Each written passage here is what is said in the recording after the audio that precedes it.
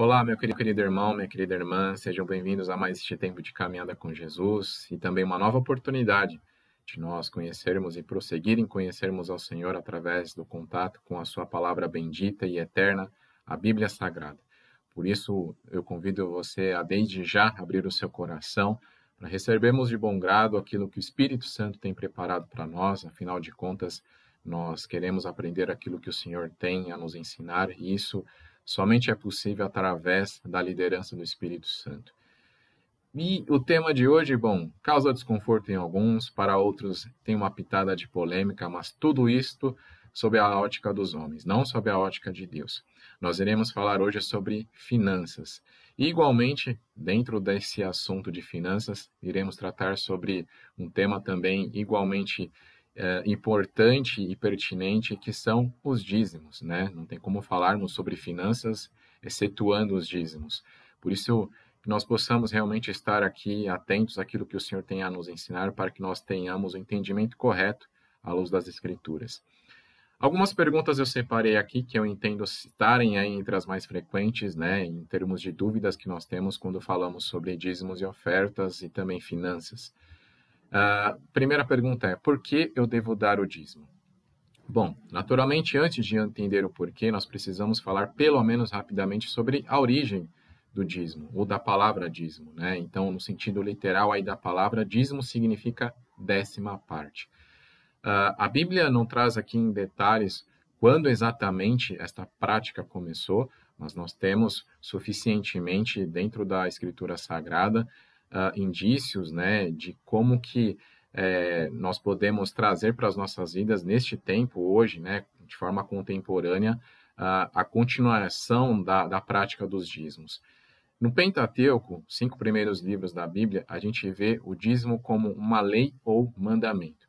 Isso aconteceu ali, a gente pode abordar em detalhes em livros como Deuteronômio, Levítico e Números, quando o Senhor instituiu diversas leis ao seu povo através de Moisés, e dentre essas leis e mandamentos estão instituídos também a prática dos dízimos. E com a finalidade ali de sustento aos pobres necessitados, mas mais destacadamente ao sustento dos sacerdotes e levitas que naquela época exerciam o serviço ao Senhor no templo, no tabernáculo de Moisés, como alguns conhecem. Mas o que poucos de nós sabemos é que esta não é a primeira aparição da palavra dízimo nas Escrituras Sagradas. A primeira menção a dízimo está lá no livro de Gênesis, mais especificamente no capítulo 14, quando Abraão, logo depois de vencer uma batalha contra o rei chamado Querdolaomer, que havia levado cativo Ló, o sobrinho de Abraão, suas famílias, e levado todos os bens também que pertenciam a eles, quando Abraão, com um grupo de homens aliados, consegue resgatar Ló e os bens, né, que Querdolaomer havia levado, Abraão deu o dízimo de tudo isso ao Senhor. Ele entregou o dízimo de tudo isso a Deus através de um sacerdote chamado Melquisedeque, que aqui abre-se um parênteses, né? Para muitos é apontado como uma espécie de cristofania de Jesus Cristo, uma encarnação de Jesus Cristo. O sacerdote Melquisedeque, que inclusive é mencionado também lá em Salmos 110 e em Hebreus. E um texto que é bastante conhecido e apontado, aí, um texto áureo, digamos assim, também no Antigo Testamento, sobre a ordenança, né, dessa prática dos dízimos, está lá em Malaquias, já no finalzinho ali do Antigo Testamento, no capítulo 3, que diz o seguinte, a partir do versículo 10: Tragam o dízimo todo ao depósito do templo, para que haja alimento em minha casa. Ponham-me à prova, diz o Senhor dos Exércitos, e vejam se não vou abrir as comportas dos céus e derramar sobre vocês tantas bênçãos que nem terão onde guardá-las. Aqui, bom, o contexto, rapidamente, só para você entender, Deus deu essa ordem ao seu povo logo depois que os israelitas estavam regressando a Jerusalém, depois de terem vivido cerca de 70 anos exilados por causa de pecados que eles estavam cometendo contra o Senhor. E aí, quando eles retornaram para Jerusalém, a terra estava devastada e o templo que havia ali em Jerusalém havia sido totalmente destruído. Deus deu uma ordem para que o templo fosse reconstruído, mas também deu esta ordem para que houvesse mantimento na casa do Senhor, no templo do Senhor, através da prática dos dízimos e ofertas, mais acentuadamente em relação aos dízimos, né? E aqui também uma segunda pergunta que já pode ser respondida, né? Eu posso dar a oferta e não dar o dízimo? Eu posso deixar em algum momento de não dar o dízimo e dar uma oferta? Não. Dízimo é um dízimo, oferta é uma oferta. O dízimo é o mandamento do Senhor, é uma lei, como nós dissemos, e a oferta é aquilo que estiver de acordo com o seu coração, né? Então, nós devemos saber aí ter o discernimento de separar o que é um e o que é outro. E não devemos fazer nenhum em detrimento ao outro, principalmente deixar de dizimar para dar uma oferta. Mas aqui a gente entra também numa questão que eu acho que é importante, acho não, certamente é importante ressaltar. Embora seja uma lei, um mandamento do Senhor, lembre-se do que eu acabei de falar sobre Abraão. Depois de ter conquistado aí uma grande vitória, ele quis dar o dízimo de todos aqueles bens que ele havia recuperado, ele quis dar o dízimo ao Senhor. E aqui, qual que é o princípio que nós enxergamos através desta atitude de Abraão? Gratidão a Deus. Então, claro, é uma prática, é uma ordenança, né? É um mandamento ao Senhor, tudo isso que nós já falamos aqui, mas eu acho que no nosso coração precisa ter isto muito bem estabelecido e o Espírito Santo precisa trabalhar isso em nossos corações. A prática do dízimo tem muito a ver com a gratidão, com uma expressão de fé, de confiança, de fidelidade ao Senhor, porque Ele é fiel para conosco. Então, quando eu estou dizimando ao Senhor, eu não estou simplesmente dando ao Senhor, mas eu estou devolvendo a Ele, porque eu estou, assim, através deste ato, reconhecendo que todos os meus bens, todos os meus proventos, não somente dinheiro monetário, mas tudo que eu recebo, tudo que eu ganho, vem do Senhor e eu devo devolver a Ele ao menos uma 10ª parte.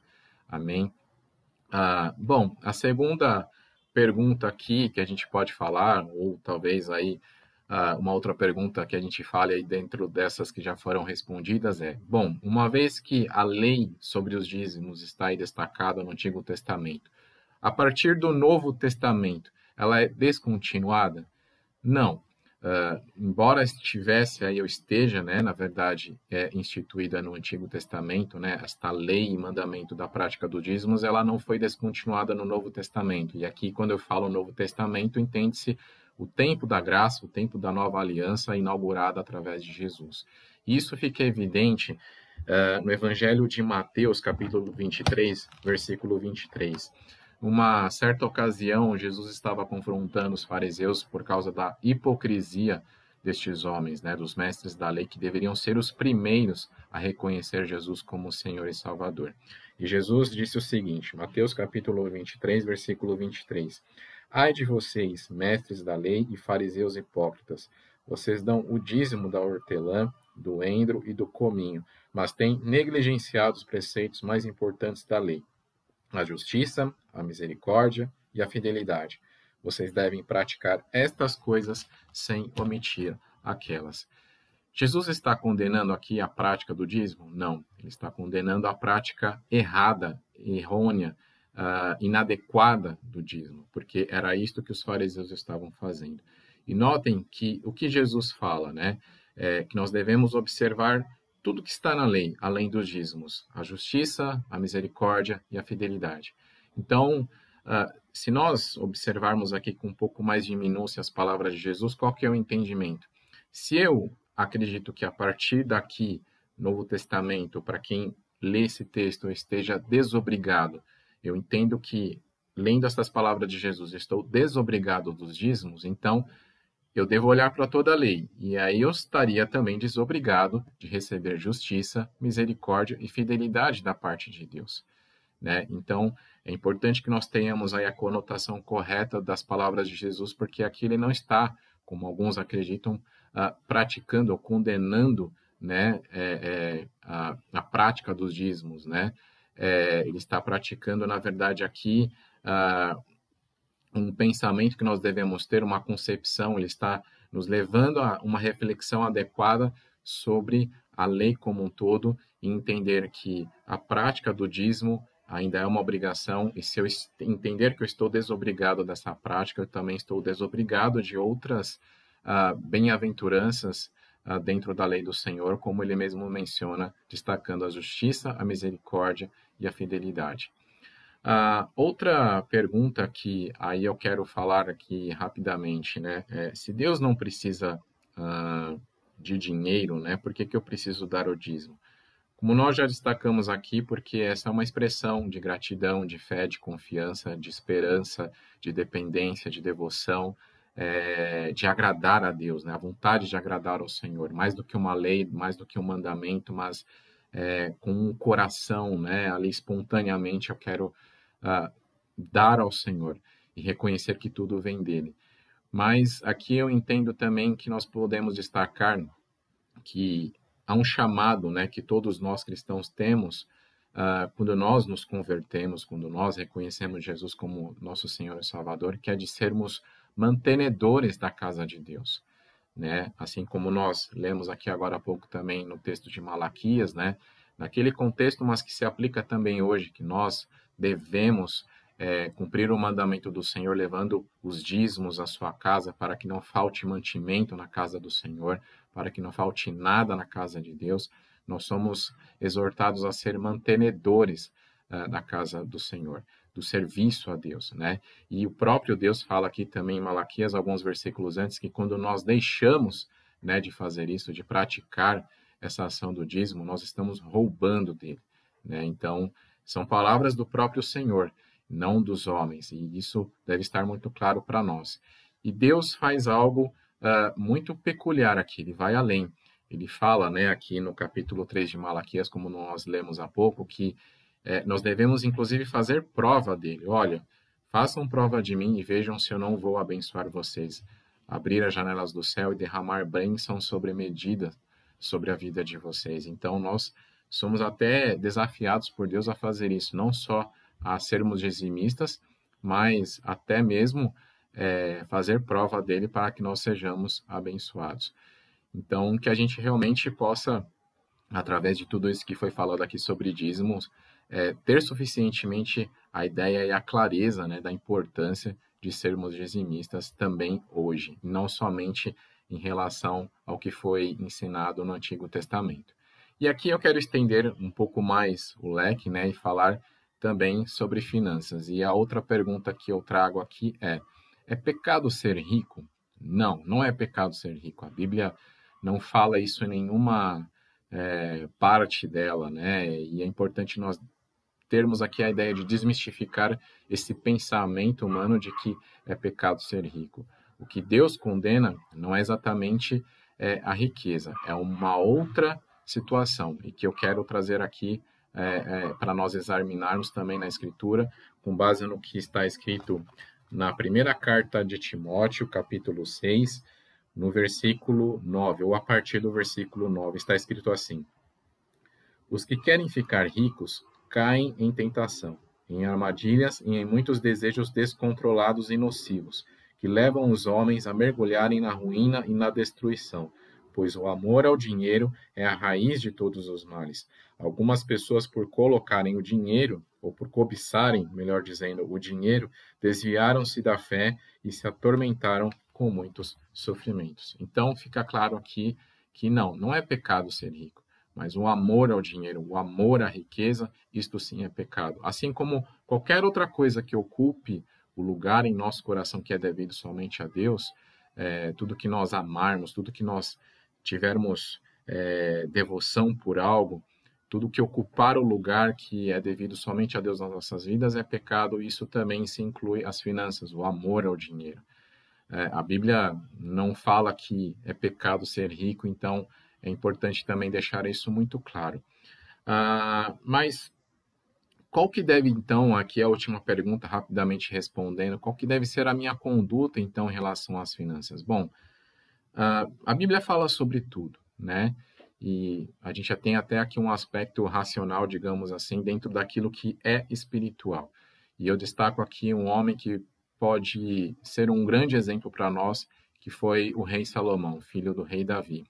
Quando ele foi aí preparado, digamos assim, para ser o rei de Israel, né, sucedendo o seu pai justamente, ele poderia pedir muitas coisas para Deus, riquezas, honras, mas ele pediu sabedoria. E Deus ficou tão contente com aquele desejo de Salomão que deu grande sabedoria. Salomão é até hoje conhecido como o homem mais sábio que já existiu em toda a terra. E isso fica muito evidente, né, de como Deus o abençoou no livro de Provérbios. Muitos deles aí, a maioria maciça dos provérbios escritos justamente por Salomão, e ele destaca justamente qual que deve ser a conduta, né, que nós devemos ter como cristãos, como homens e mulheres em relação às finanças nas nossas vidas. Sabedoria, ele destaca que é importante fazer bons planos, ele destaca a importância de nós ganharmos os nossos proventos, a nosso sustento, as nossas finanças de forma legítima, ou seja, com trabalho, com esforço. Ele condena e chama a atenção ao cuidado que nós devemos ter em relação à preguiça, a ganhar o dinheiro de forma ilícita. Tudo isso está dentro do olhar sensível que nós devemos ter para as finanças e o cuidado que nós devemos tomar também e ter, né, sobre os nossos proventos. Mas algo que eu posso destacar também através da vida de Salomão, que ele escreveu em Provérbios, que isto é extremamente importante, está em Provérbios 22, versículo 1, que diz assim: a boa reputação vale mais que grandes riquezas, desfrutar de boa estima vale mais que prata e ouro. Então, mais importante do que nós queremos ter dinheiro, do que nós queremos ter uma boa condição de vida, é importante nós queremos ter boa estima e dar um bom testemunho perante os homens. Isto para Deus é o que conta. Então, falando aí em termos, né, práticos, quando eu sou uma pessoa totalmente inconsequente, né, em relação às minhas finanças, eu não tenho cuidado, eu gasto mais do que eu ganho, e aí eu fico devendo, com dívidas, acumulando dívidas, e como se diz, né, com um nome sujo, entre aspas, isso tudo é uma vergonha para mim, mas acima de tudo eu estou envergonhando o nome de Deus perante os homens. Então, esta é uma lição muito importante, é um cuidado que nós devemos ter de forma imprescindível. Então, a boa reputação, dar o bom testemunho com as nossas finanças perante os homens é extremamente importante, é um mandamento do Senhor também aqui, porque não uma sugestão, mas é um mandamento do Senhor. E por fim, antes de buscar riquezas, o que nós devemos buscar? Em primeiro lugar, o reino de Deus e a sua justiça, e todas as outras coisas serão acrescentadas. Essas são as palavras de Jesus no Evangelho de Mateus, capítulo 6. Nós devemos buscar o reino de Deus em primeiro lugar. As finanças, como qualquer outra coisa que nós desejamos, isso tudo será acrescentado sob medida pelo Senhor, que nada nos deixa faltar. Mas, em primeiro lugar, nosso coração deve estar totalmente, inteiramente voltado a Deus. Amém? Eu quero orar por você rapidamente para nós encerrarmos, orarmos para que você possa ter recebido de bom grado tudo que foi falado aqui. Senhor, obrigado por este tempo. Obrigado, Deus, porque o Senhor nos ensina sobre todas as coisas, nos aspectos de nossas vidas, sobre todas as áreas. Não há nada oculto a nós, não há nada que nós não saibamos. Tudo nós podemos descobrir, estar patente aos nossos olhos através da sua palavra. Eu abençoo aqui, Senhor, as nossas finanças. O Senhor é o nosso provedor, a nossa provisão, que nada nos deixa faltar. Obrigado pela sua fidelidade e que possamos, Deus, desfrutar desta fidelidade todos os dias, colocando o nosso coração não no que ganhamos, não no dinheiro, mas acima de tudo, unicamente no Senhor, que é o nosso Deus. Obrigado mais uma vez, meu irmão, minha irmã. Deus te abençoe.